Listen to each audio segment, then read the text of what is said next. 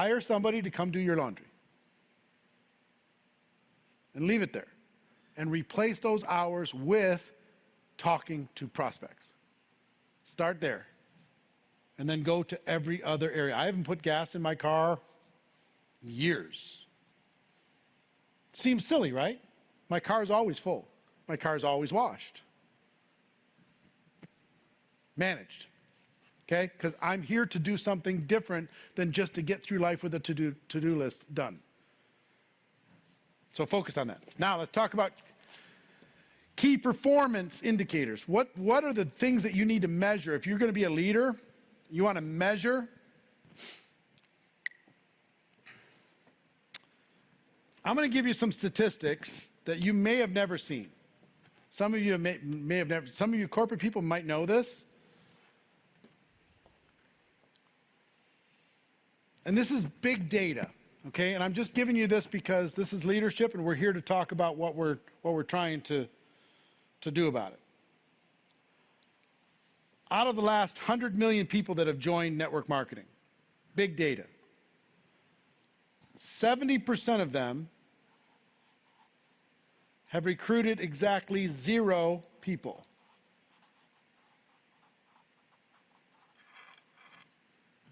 Zero recruits, 70%.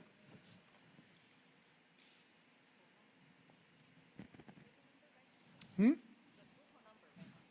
70% of all distributors that have joined any network marketing company at any one moment in time have recruited 0 people. Okay? 20% have recruited between 1 and 2.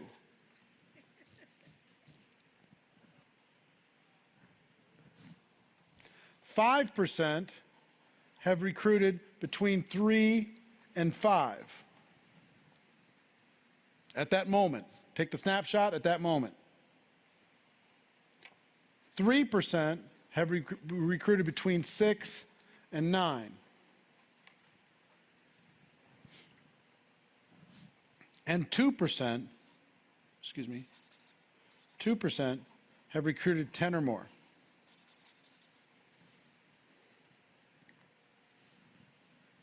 Any moment in time, take a snapshot of your organization. The reason why you see all those zeros in your organization, that's normal. It's not something to feel bad about. And so you go, well, oh my gosh, what's going on with all these lazy people?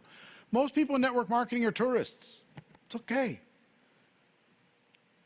I live in Las Vegas. Guess what? Most people walking around on the strip, they don't live there. They're tourists. They came to hang out, take some photos, have a nice meal, go to some shows, gamble a little bit, go home.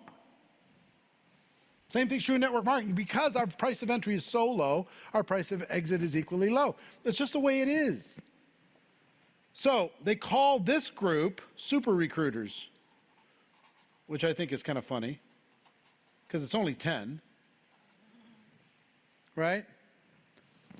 But this group is responsible for 70% of all recruiting in the entire organization. They average 27 plus recruits per person.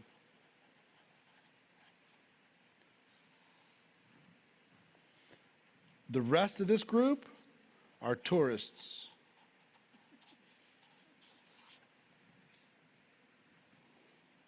Thanks for coming. Appreciate you being here. Rome, Italy loves its tourists. We hope you come. Go see the Vatican. We hope you come. Go see the fountains. We hope you enjoy the gelato, and we hope you enjoy the fancy food and the sights and the Colosseum.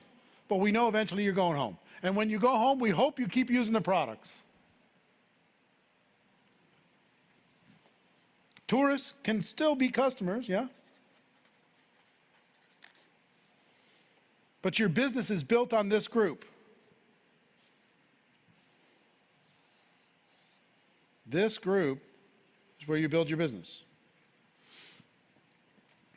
You have to do everything in your power to push people into the super recruiter group. This is when you know you have somebody. This is when you know Once you get them into this group, into this 2%, then you know you got something. Now, I'll give you something else to chew on with this piece of information. If you have less than 2% on your team that are in the super recruiter group, you're in decline. In any country, in any line of sponsorship, anywhere in the world, if you have less than 2%, out of 100 people, less than 2 of them have recruited 10 or more, you're going down.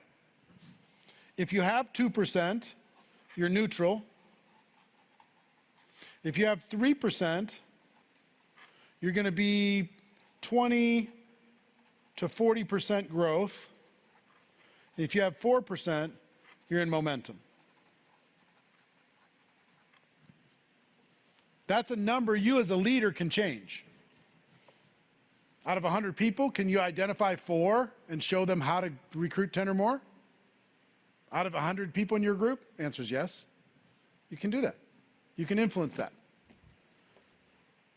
So this is one of the KPIs that I would have you manage within your organization. Let's say you see that you got like, where's your business? What countries are your business in? China. China? Where else? America. All around the world. So let's say you've got China and America, but let's say you have a business in Italy also. And Italy all of a sudden is in decline. All you got to do is pull a little report. How many people in the Italian group are in the super recruiter list? And if it's less than 2%, you're going to say, okay, we got to boost that up. We got to get that going, right? This is a number you can control. And all you got to do is get it to 4 out of 100 that recruit 10 or more. And you can do that with incentives and recognition programs and training and identification and mentoring, all that stuff in order to be able to make that happen. If you get it to 4, no matter what's going on in that marketplace, you will go into momentum, even if other organizations aren't. So this super recruiter KPI is key. Key performance indicator. Number 1, super recruiter. 10 plus. Number 2, what I call core rank. For all the companies that I consult with and work with personally, all the leaders I work with, core rank is the most important. What is it, Danny, what's the core rank here, in your opinion? Jade. Sorry? Well, from the company culture, it's Sapphire, but from your definition, it'd be Jade. Okay. He said from the company culture, it's Sapphire. My definition would be Jade, because I've worked with Danian before. I'll give you my philosophy of what a core rank is. A core rank is a rank in the organization that is a fundamental key building block. You can hit it with a hard effort, part-time, but focused effort in 30 to 60 days.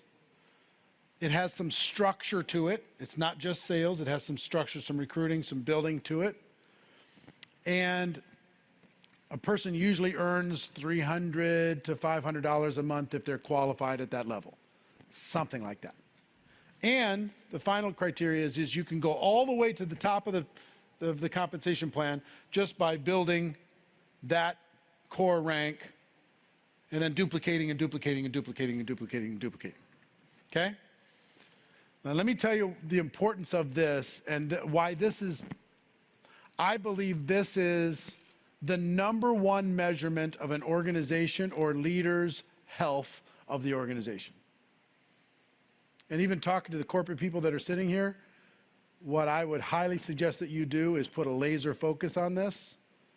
If I was working with you personally, laser focus on this number, okay? Core rank.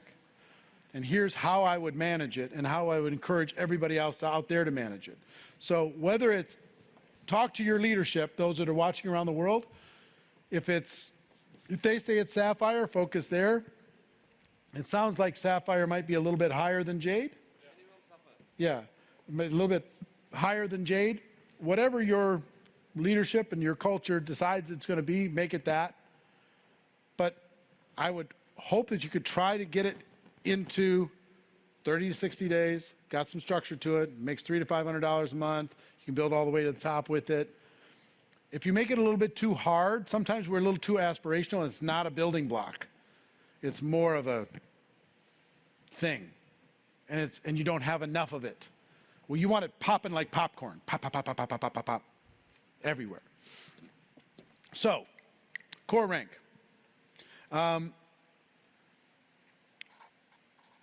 January. How many? February. It needs to go up. How many new people qualified? New qualifiers in the month of January at the core rank, however you describe it. How many brand new first-time qualifiers? Not requalification, first time. How many do you have on your team in the month of January? February must go up. If it stays the same, you need to be scared. If it goes down, you need to freak out. You need to have emergency midnight meetings. You need to tell everybody inside the organization, we got to stop everything. We got to put a laser focus on core rank because we went down this month. It has to go up. This is something you can control, something you can measure, something you can drive, but it has to go up. And in March, it has to go up from February. And in April, I don't care if that's a down month, it's got to go up. And in May, it's got to go up. Every month it has to go up. And I'm going to give you a simple process for this, but listen, if you did nothing but this, the strength of your organization is going to multiply at a level you've never seen. Now, if you're not at the core rank, well, however you describe it, get that done. And then identify somebody on your team that wants to get it done in February and help them get it done. And then identify who wants to get it done in March and help them get it done. This is the measurement. It's not, I will tell you, you can have sales and not be healthy as an organization. You can have rank advancements and not be healthy. You want to know when I know you as an organization are healthy is when this is occurring. When you're seeing a graph where it's doing this on core rank. So if you, I would encourage you as leaders, anybody out there, take a look at your last 12 months, take a look at the year 2020 and what did it do? What you're going to see for many of you, well, you'll see what you see. It's going to depend on the organization. You'll see what you see. But most of you don't even know. You don't even know how many core ranks happened this month. Was it up or down from the month before? You've got to know. This is the #1 driver to health or disease within the organization. You're going to see numbers when you do this. Let's say January you see 13 people. Well, what does February have to be? More than 13. I'll give you a simple process. 1, take inventory. You want to grow it in March. Take inventory. And ask the group, who would like to get to core rank in February? I'm going to be working with you personally in order to be able to make it happen. I've got a training program. I got an incentive program. You're going to get time and access to me. Who's ready to go? And you're going to get a ton of people raising their hands. And then you need to mentor. You need to mentor that group and spend most of your time with people who are committed to going to core rank. If they're not committed to go to core rank, you can't really spend much time with them. They're just tourists. So they say that they're going to get there, then you need to mentor them, and you need to recognize them for being willing to go to core rank, and also if they get it, and then you need to repeat the process. Take inventory, mentor, recognize, repeat. So if you take inventory, let's say this happened by itself. In February, if you put a focus on this and you take inventory of your team, you're going to get something like 100 people, 200 people that say, hey, I want to do it. Now, not all of them are going to do it, but you're going to go from 13 to 19 without even trying very hard. Just by putting a focus on it. Then, you then repeat, then repeat, then repeat, then repeat, then repeat. Some people put too many campaigns on too high levels. Let's have a campaign to get to diamond. Diamond takes care of itself. If you hit core, diamond takes care of itself. If you don't hit core, a few people hit diamond and everybody else feels insecure. This builds a rock solid organization. So super recruiter number 1, core rank number 2.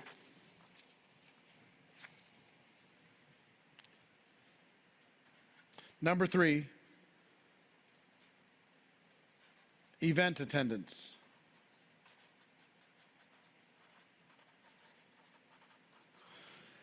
And talking about event attendance, I know we're in a world where we can't get together face-to-face and we can't do big conferences face-to-face, but your company's spending a fortune putting together structures like this here and around the world. Whoever gets the most people to attend these events is going to win. Let me give you an example. I had to pivot. We have an event that we do called GoPro. We do it once a year in December. We do it in Vegas. And we were hoping that COVID would stop and we could still do it this last December, right? So when it comes to convention attendance, there's 3 different types of people. When it comes to being a person getting people to attend an event, there's 3 different types of people. First type is announcers. Hey, there's going to be Lead Jeunesse 2021. And it's going to be on this date. Announcers.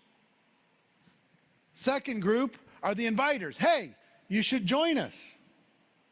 Here's the link to register. And then the third group are promoters. Hey, you gotta go, you gotta go, you gotta go, you gotta go, in every possible way that you pound it into their brains until they finally relent and say, yes, they're going. There's a difference between announcers, inviters, and promoters. You want to go to the highest level, decide that you're going to be a promoter. Now, let me tell you what I did for GoPro. The most we ever had at GoPro was 18,000 people. Do it at MGM Garden Arena.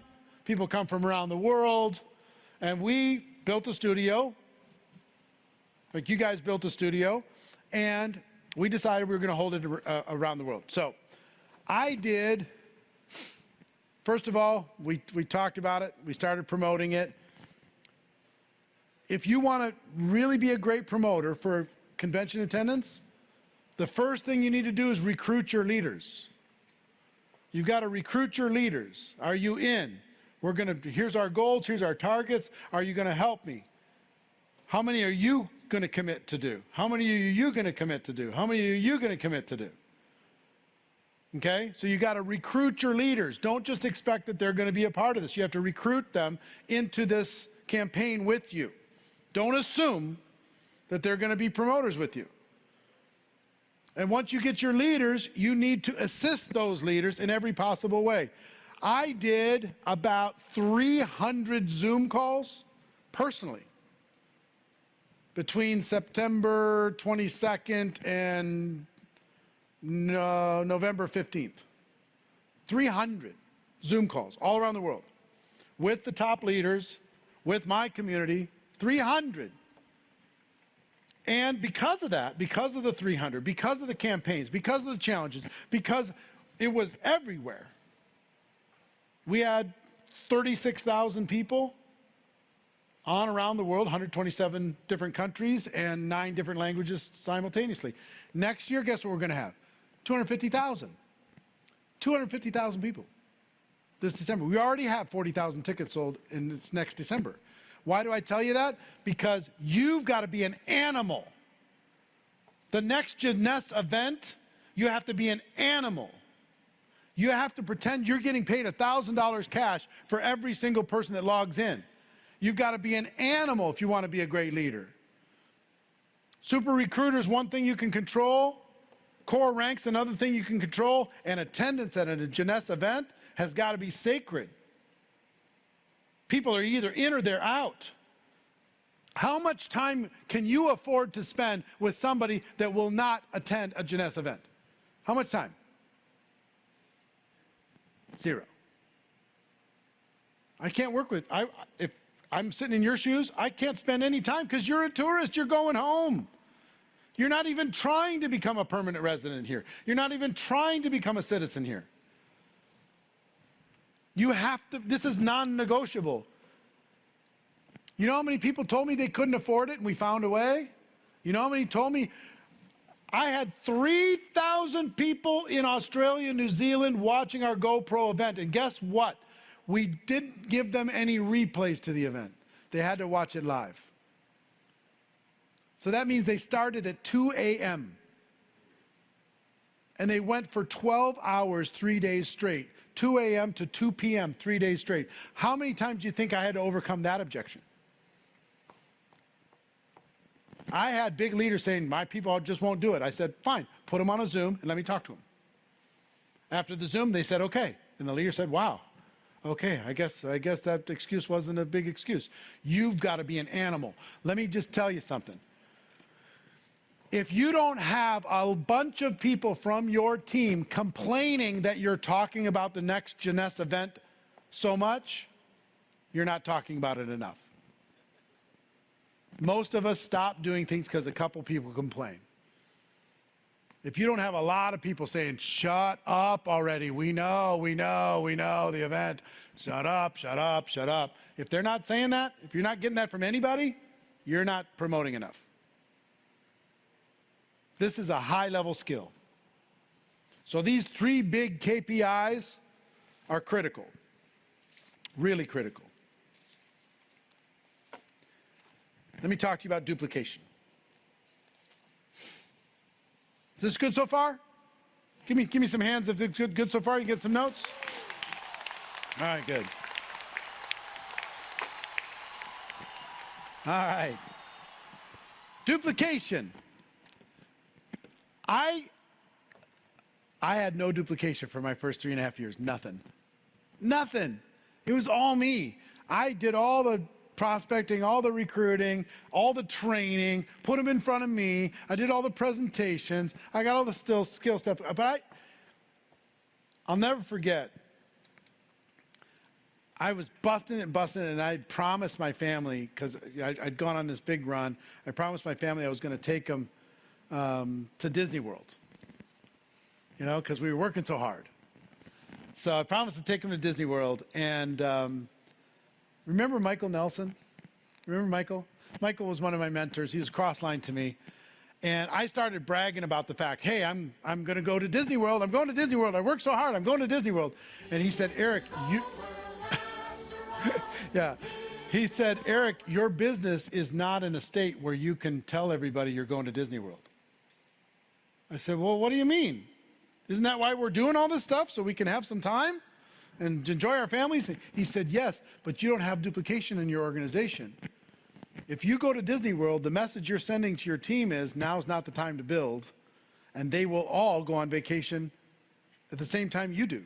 I said, no. Yes. I went to Disney World. I came back. My team was virtually gone.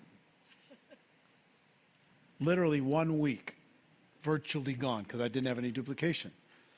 And I just really, through tools and systems, I finally cracked the code on duplication. I'm going to give you some tips on what you need to do in order to be able to duplicate.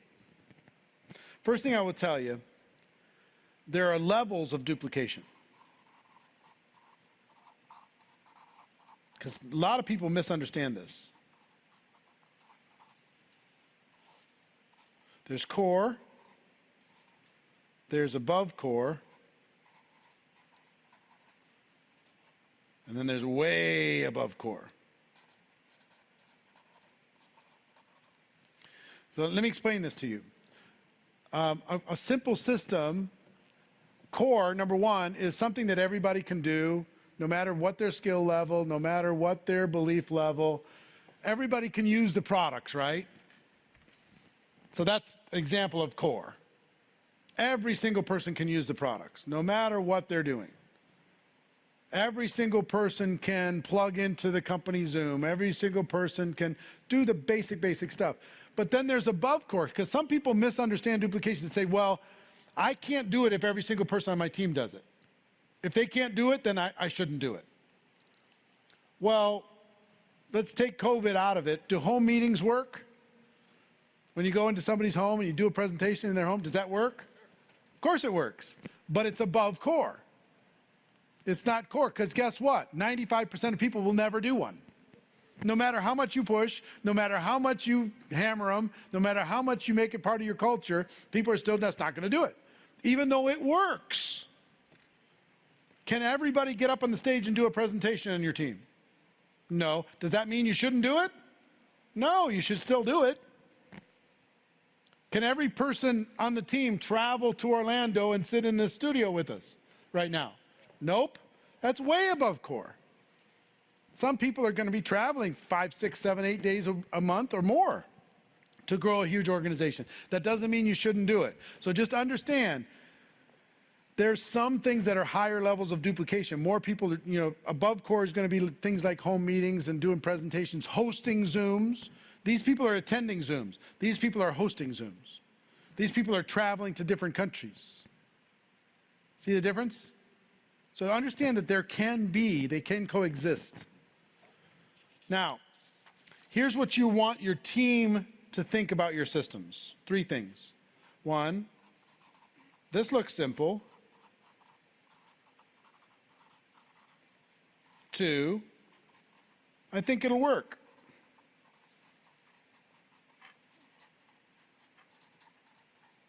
And 3, I think I could do it.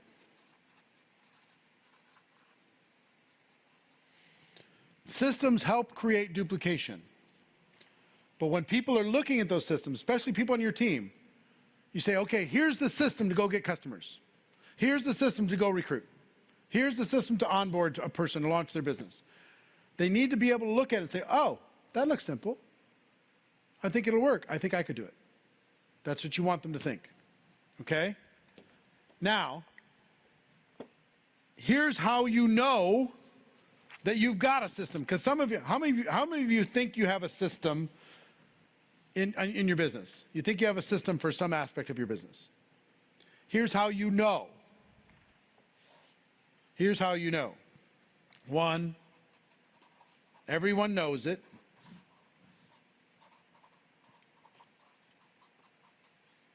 2, everyone does it. And 3, it works. So if you take, let's say you have a system for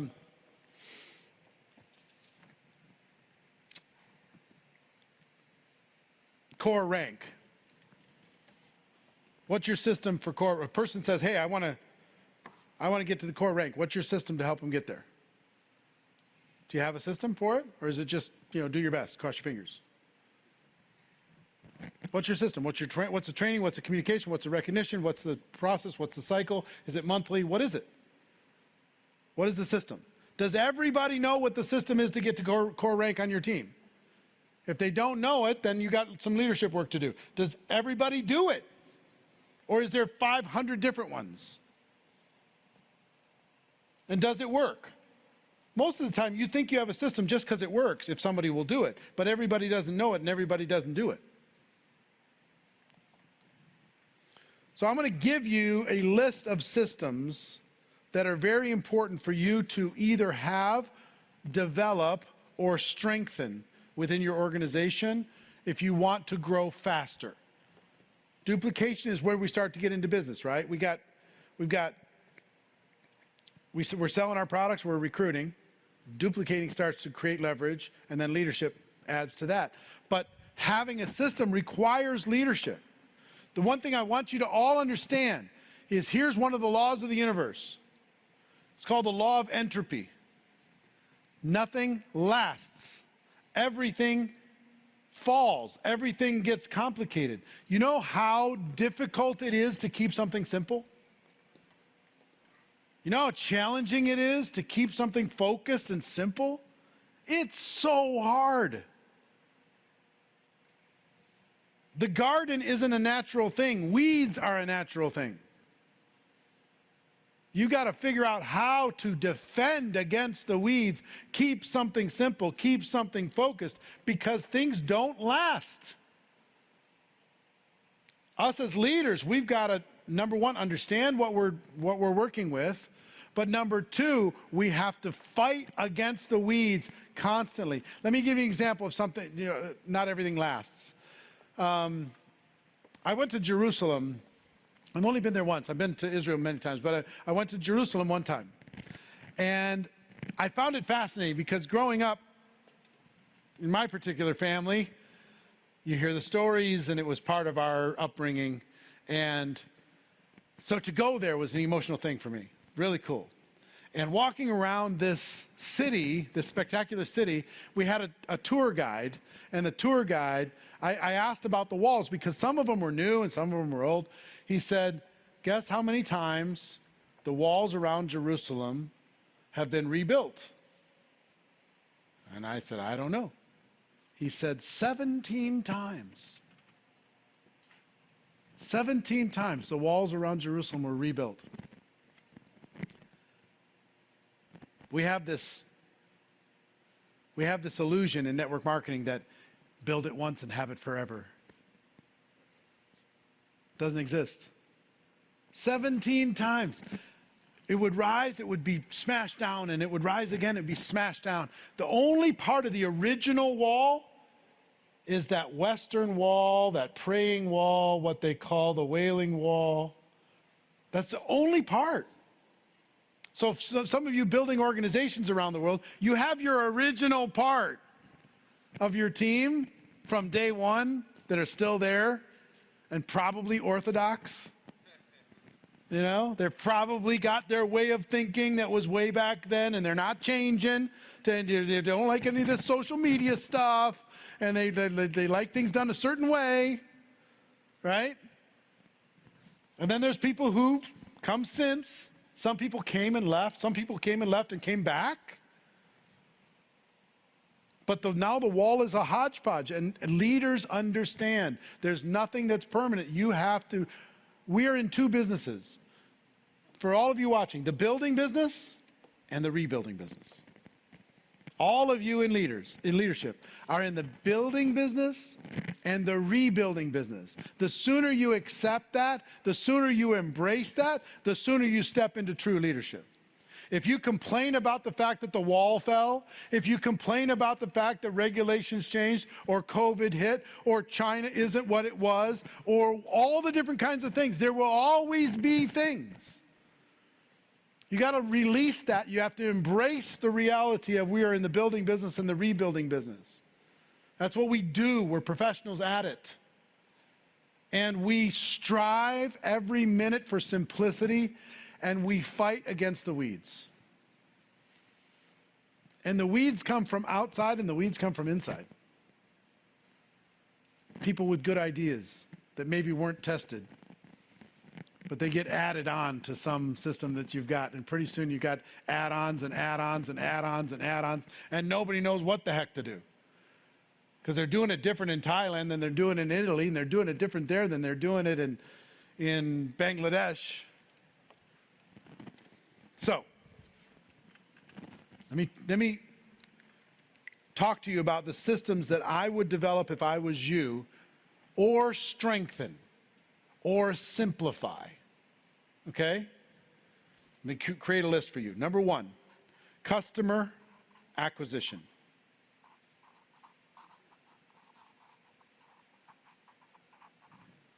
Do you have a system to acquire customers? The people who say, I understand that this is an opportunity-led organization culturally, and I think that's fine and great. The world has had a huge awakening, and everyone in the world is looking for ways to be able to earn from home. You have a way to earn from home with incredible products and a great culture, great leadership. You should help people. It's like there's been a flood around the world and you have unlimited life rafts. You should show them that you have life rafts to be able to help them. But there are also going to be people who are not ready to start a business, too afraid to start a business, too scared to start a business, that would still be a huge customer of your products. Do you have a system for acquiring customers? Do you have tools, social media, lives, parties, sampling, stories, challenges? What's worked in the past? What kind of irresistible offer can you create that the entire world will say, sure, okay, try it? And guess what most of marketing is? Leadership lesson. Guess what most of marketing is? Getting somebody to try something. That's all it is. You see all those ads on television everywhere, social? You know what they're trying to do? Get you to try something. Remember that, what was it, Mountain Dew commercial a couple years back, Puppy Monkey Baby? They had a Puppy Monkey Baby commercial, crazy Mountain Dew flavor. All they were trying to do with that stupid commercial was to get you to try that new flavor. Because if you try it and you like it, you'll try it again. If you don't like it, you're not going to try it again, right? There's Heinz ketchup, there's Hunt's ketchup. I'm a Heinz ketchup guy. If you bring me Hunt's ketchup and that's all there is, I'll probably take it, but I'm not buying it in the store because I've already tried Heinz. So you guys have products that you can get people to try. If they try it, they're probably going to like it. If they like it enough, they're probably going to refer it to others. And there's a big trend in the world right now of customers being added to organizations and being the recruits rising from that customer base. Something to consider. On top of what you're already amazing at. So do you have a system? Does everybody know it? Does everybody do it? Does it work? 2, customer onboarding.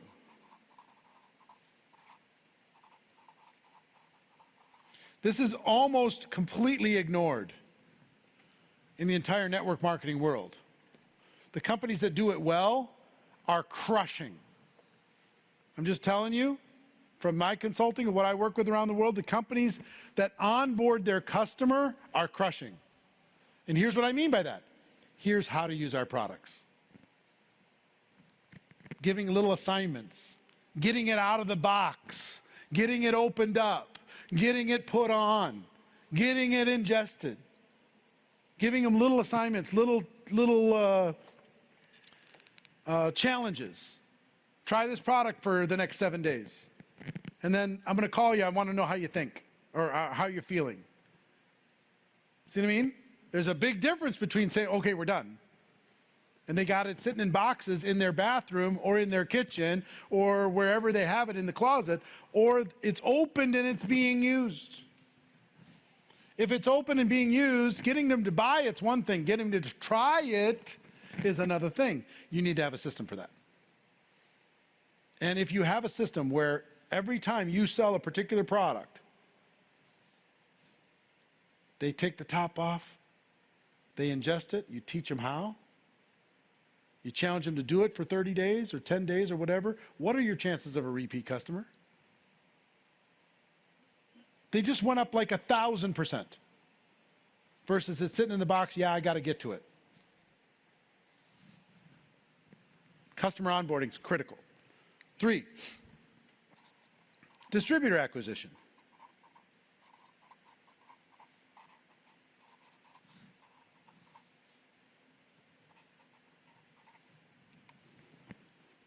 You got them now? Or you're just going to put them up there? All right, cool. I don't have to write them. What are the tools, events, systems, process in order to recruit a person? I understand we're changing. We do a lot more Zoom now than we used to do face-to-face. One-on-one has been crushing for the last 5 years, crushing everywhere around the world. And we have less ability to do one-on-one today.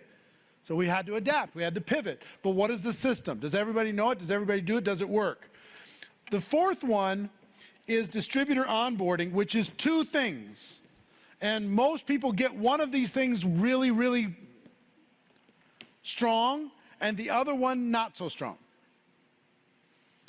Well, I should say this. Most people ignore this. they sponsor them, and they say, good luck. See you at the next event. Onboarding is almost non-existent. Okay? The strongest organization, you want to see, this is the one place where duplication will kick in faster than any other place. This one place, distributor onboarding. 2 parts. One is getting a person connected, making sure they have the right order, making sure they know where the Zooms are and where's the team page and how do they do this and how do they get their questions answered and who's their upline and all the stuff. What's their roadmap to get to core rank and how do they understand the little basics of the comp plan? Getting them connected, right? That's part number 1. Part number 2, this is big. You want to go into momentum, pay attention to part number 2. Launching them. Write down that word, launch. Launch. There's a difference between getting started and launching. There's a difference between welcome to the team and launching. What is their grand opening plan? What is their kick-ass plan? What is their get it done in the next 30 days plan? Tell the world plan. Launch them. What's their launch plan to help them go get some customers quick? Help them get some distributors quick? Help them get a rank advancement quick? Get them registered for their next event. That's part of connection. But what's the launch plan? Now, if you come up with a launch plan, and I understand it might be different country by country slightly, region by region slightly, but if you have a launch plan that everybody knows it, everybody does it, and it works, your momentum will be completely different than a person who just welcomes them to the team. Welcome to the team is part 1. Part 2 is launch. And if you do this right, the new person's going to be so excited about being launched. They will step into the idea of being launched. Like, I'll give you an example. I have a coaching program that I do that's a year-long coaching program, and I had a call with them yesterday. And part of it, this whole week, we're talking about facing fears. That's the whole theme of the week. So my challenge to them was to beat their fears to death, to bludgeon their fears in 1 week. So I got this young lady, or not young lady, my age lady in the United Kingdom. I picked her out of the group, brought her up on the screen and said, what's your biggest fear? I've been involved in the company for a while, and I just don't have very much success recruiting. I've been involved for like 3 years. I said, how many people you recruit in the last 12 months? She said, 2. I said, okay, you ready to beat that fear into submission? She said, okay. I said, here's your challenge. You're going to recruit 10 people in the next 7 days. She went, what? I said, yeah, 10 people in the next 7 days. So in that about 10 minutes with her, 15 minutes, we created a launch plan. Starting that moment, a launch plan for her to recruit 10 people in the next 7 days. And part of that launch plan is I had her assemble from her company people who would help her. So she contacted people she didn't even know that were big names in her company and says, hey, I've got this challenge. I need to go recruit 10 people in the next 7 days. I don't know what I'm doing. I've never done this before. I'm scared to death out of my mind. Will you help me? And they're like, sure. So this morning, before I came over here, I saw an update, Facebook Live that she did inside of our little training group that says, you're not going to believe this. I have a team, and they're going to help me launch and create this whole thing. You create a launch strategy that includes kind of bringing a team together, and the whole team can kind of support and help and encourage and guide, recognize, inspire. You're going to see momentum like you've never seen. Next is core rank advancement. What is your system for core rank? What is your system to get people to want to get to core rank? Make it aspirational. Welcome to the company. How long do you want it to take to get to core rank? That needs to be in your language. It needs to be in your conversation. How long do you want it to take? You want to be one of the next ones that gets there? Let me tell you the fastest one, the fastest time a person ever did it. The average on our team is like, 8 weeks. You want to be average? You want to be faster? I'm not going to judge you if you're slower, but how long you want it to take to get there? You need to have that conversation. Then you need to be able to pull out and say, here is your roadmap to core rank. Step 1, step 2, step 3, step 4, step 5, and we're here to help you. Are you in or you out? You want to do it or not? If you just have the system, they'll step in. If you recognize that, if you encourage, if you motivate, if you inspire, the difference between having a core rank system and not having a core rank system is a difference of about 50% growth per year. Plus or minus. Well, if you have it or if you don't. Now, and here's the measurement. Some of you might think that you have it. Does everybody know it? Does everybody do it? And does it work? Is it in your head? Is it this verbal tribal story that you're hoping stays? Do we have to play the whisper game to show you how bad the verbal system is? A verbal system, just so you know, corporate and field alike, a verbal system is terrible because it'll turn into 5,000 systems around the world. Give me an imperfect system, but one that I can put on a piece of paper, and I can work with that. I can duplicate that. I can't duplicate your fancy story. I can't duplicate this tribal message that we're going to repeat around the campfire. Give me a piece of paper. Then you got something. Now you can go. Now I could put a recognition program around this, even as a field leader, not just the company. I could put incentives around this. I could put contests around this. I could do all kinds of stuff with this. But the words, it's just like gone. Core rank. Next, personal development system. Is there a personal development system inside the organization? Is there a system for encouraging personal growth? Is there a system for encouraging reading, for encouraging podcasts, for encouraging learning? Audio, video, print, online. Do you have a system for it? What are some of the giants of our network marketing profession over the last 50, 60 years? What are they built on? Personal growth. Now, is this just cross your fingers, hope for the best in your organization? Is there a book that you're all focused on this month? Is this a habit that you're encouraging or you're just hoping happens? Build a system around this. A system where everybody knows it, everybody does it, and it's working. You're talking about it. Personal development. Next, fundamental skill development.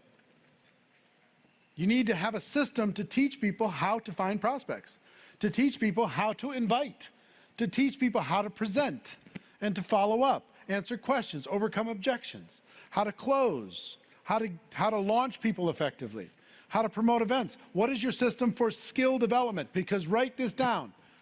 The best trained team wins. The highest skilled team wins. Somebody else might get there just by sheer force of personality. They're just so amazing, so charismatic, so powerful. Everybody follows them and it's amazing. But if they're not highly skilled, anything can knock them down. If they're not resilient, anything could knock them down. So yes, go crazy if you got momentum. But pay attention. Like, I'll give you an example. One of the skills and one of the ways that you can measure the health of an organization is how many great presenters are there on the team. I'll ask you this. How many do you have right now? How many people on your team can give a competent and inspiring opportunity presentation? that you'd be comfortable putting them in front of your entire group? How many do you have? How many could do a great getting started training? How many could do a skills training? How many would you trust to do a keynote at the company convention? How many do you have? I had one leader, she lived in Memphis, Tennessee, and she really struggled with duplication. She was doing everything. She's very powerful. African-American girl. Man, if she got in the room, everybody took action. If she was not in the room, nobody took action. She did everything, and she was getting weary and tired. I got to do it all for everybody. I'm tired. I said, okay, here's what I want you to do. And I gave her an assignment. I want you to create a presentation school for your team. Once a week, I want you to invite people who would like to become a great presenter in the organization. I want you to come to my house, and every night for 10 straight weeks, we're going to do presentation role plays back and forth with each other. We're going to record it. We're going to film it. We're going to give you feedback. And 10 weeks from now, you're going to be competent at giving an opportunity presentation, a getting started presentation, a three-way phone call, a lunch or a breakfast or a two-on-one in person. And we're even going to get you started on what you could do as a signature talk if you get invited to do some big talk on a Zoom or at the company conference. Who's in? She got like 50 people said, yes, I'm in. So she jammed her house filled, and for 10 weeks, that's all they did. 10 weeks later, she had something like 14 people that could do their weekly meetings, 14 people that could do presentations, 14 people that could, out of that group, that she felt, and she was a tough judge, that she felt, I could trust that person. I don't have to be anywhere. I don't have to be in the same state or in the same country. They got it, right? Her duplication, when more people can do the presentation, the more you're going to win. So that's an example of skill-based systems. Is there something skill-based in order for you to be able to maximize the number of people that can do a presentation, can do a great Zoom? Who could do it just a phenomenal, unbelievable Zoom on your team, or is it just you? I actually think in this pandemic, the skills have gone down generally around the world because the leaders are all the ones doing all the Zooms.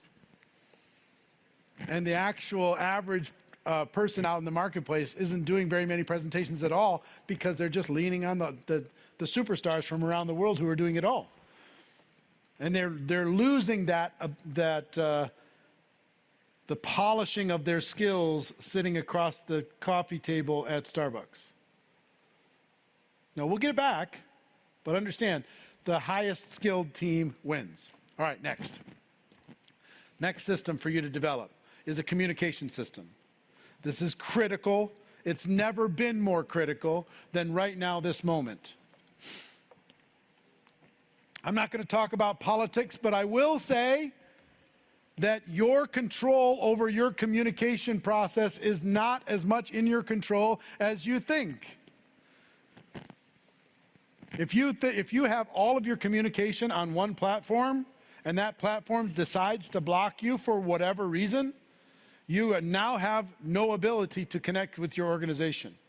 You've got to have a communication system that's so solid on multiple platforms. Yes, Facebook. Yes, Instagram. Yes, WhatsApp. Yes, Clubhouse. Yes, Telegram. Yes, YouTube. Yes, email. Yes, text message, phone call, all of it. I'm in the process of completely taking my communication systems as a business person to another level because I've been personally lulled to sleep and counting on a couple platforms because I got a couple million here and a couple million there. Well, they don't give you full deliverability, number one. So I'm really upping the game when it comes to text communication. I'm really upping the game when it comes to voice communication. There's an app called Chirp, C-H-I-R-P-P, I think, where you can send people ringless voicemails. So their phone won't even ring. They'll just get a message in their inbox or on their voicemail box. So you can send that to your entire organization if you want and say, hey, this is Dennis, and I just wanted to give you a quick update. You know, the lead Jeunesse 2021 is coming up in 2 days, and really want you to make sure you have it. So I wanted to personally call you and tell you how important this is. Sorry I missed you. Have a great day. Here's the link. They're like, oh my God, Dennis called me, right? There's lots of technology out there. What's your communication platform? Your system to communicate, because whoever's connected the strongest is going to win. Okay? What I mean by this is, if something happens in the regulatory front, whoever communicates with their organization the tightest is going to win. Something happens globally, politically, socioeconomically, a new product comes out. Whoever's connected deepest. I mean, leaders are lazy in our profession, and they think if they talk to 10 of their leaders, then it's naturally going to find its way to every single person in the team. That's not the way it works. So just know you have a responsibility to create a communication system that is world class. You, not the company. That's on top of what you do. You need to. Okay? Next, recognition. You want to be a great leader in Jeunesse. You want to be a great leader in this profession. You want to be a legendary leader. Create recognition programs on top of what the company does. On top of what the company does. How can you recognize people's achievements on social? How can you recognize through awards? How can you recognize through proximity, where they get to be closer to you? How do you recognize through extra training that you would provide to people who do certain things? Like, I'll give you an example. You could offer, as a leader, I'm going to do a special training series, a 4-part training series in February, only for people who qualify at core rank in January. You're providing an incentive and recognition and training and skills all in one. And I promise you, for you top leaders, they will do what they have to do to get to that rank. It didn't cost you anything. You're going to be providing training to them anyway. But you gave them a form of recognition, and then you provide a list of the people who qualified. You put that up on social, and you email it out to everybody, and you tell all the top leaders to call them, and you send an email to the CEO of the company and say, I just wanted to introduce you to so-and-so because they just qualified at this rank, and they're going all the way to the top. And they get all this recognition, all this stuff that you can do. So what do you do when a person rank advances in your organization? What system do you have in place to recognize that behavior? When a person, what do you do to recognize people who are at this event, watching right now around the world? What do you do? Too many leaders are saying the company needs to do more. The company needs to do more. We need more. We need more. Fine. Let the company do what it's going to do. It's providing an opportunity for you. You just need to just go take your CEO of your own business, right? They're here to support you, but you go drive the things that are going to make it work for you. Recognition systems inside of your team. You do this right, people are just going to have so much pride in being in your team because of the extra recognition you provide. And maybe the company does a really great job at higher level recognition, and you can do a job at lower level. Maybe you do it for super recruiters when they get to their 10. Maybe you do it for core rank. Maybe you recognize people for their first distributor. Maybe you come up with a campaign that all it does is recognize people when they sign up their first person. What do you think that would do to the behavior of your organization if everybody was celebrated for their first person? Let's all celebrate so-and-so because they just signed up their first person. They're on their way. What's that going to do? So stop waiting for somebody else to tell you what to do, and you just start to create a system and drive that. Number 10, we talked about it a bit before, convention attendance. Convention attendance system. I don't need to cover that more, I don't think. Number 11, leadership, development, and mentoring.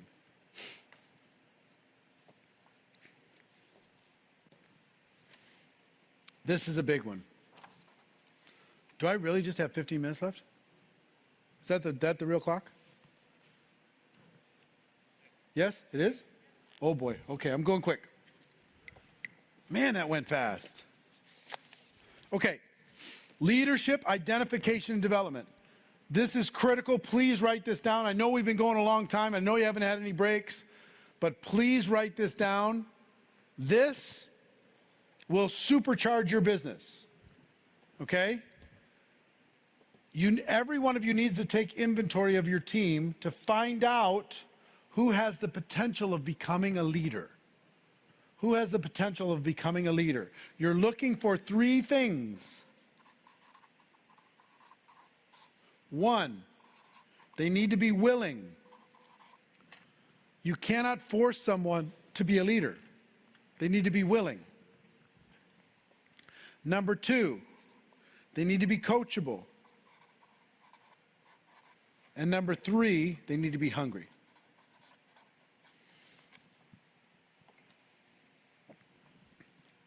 Willing, coachable, hungry. You can't force somebody to be successful. You can't help somebody who won't listen. And there's no future for somebody who's not hungry as far as leadership development. You have to have all 3. 2 out of 3 is not enough.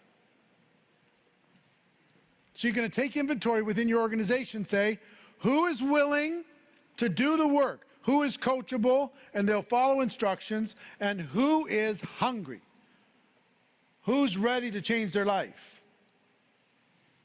Now here's the dilemma, the catch-22 of leadership. The dilemma is this. Raise your hands around the world if you're willing, coachable, and hungry. Raise your hands, please. Virtually everybody. So everybody says they are. How do we know who to work with? How do we know? It's very simple. I have a process so you can figure out who to work with. Because here is what I want you to do. You spend your personal time with these people. You spend group time with everybody else. You don't spend any personal time unless they're in this arena, okay? Even if you're signing up a brand new person, the beginning of duplication, the beginning of leadership starts with the first conversation you have with a brand new person, okay? So I'll give you an example. If I sign up a brand new person, let me tell you the first thing that needs to come out of their mouth, out of my mouth to them is, listen, what's your name again? Mandy. Mandy. Hi, Mandy. So Mandy, my goal is to help you become independent from me as quickly as possible. Where you can operate on your own anywhere in the world. God forbid something happens to me. My goal is that for you to become independent from me as quickly as possible. How quickly do you want that to happen? How long do you want it to take for you to become independent? About how long? Give me an idea. 1 month. 1 month. Okay.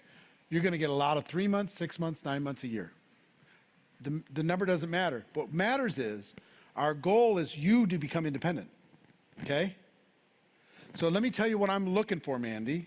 For you to become independent, first of all, I'm looking for people who are willing, coachable, and hungry. Are you willing to do the work to become independent? Are you willing to be coachable in the process? Are you hungry? Do you really want this? All right, fantastic. Then let's make it happen. All right? Now, here's how I'm going to know. She's going to say all these things because it's easy to say yes, it's hard to say no. This is the number 1 tool of the leader. Assignments. This is how I'm going to know. Now, Mandy told me she wanted to be independent in 30 days. Wow. Her telling me that, and I believe her, her telling me that leads me to believe that, you know, she's pretty serious.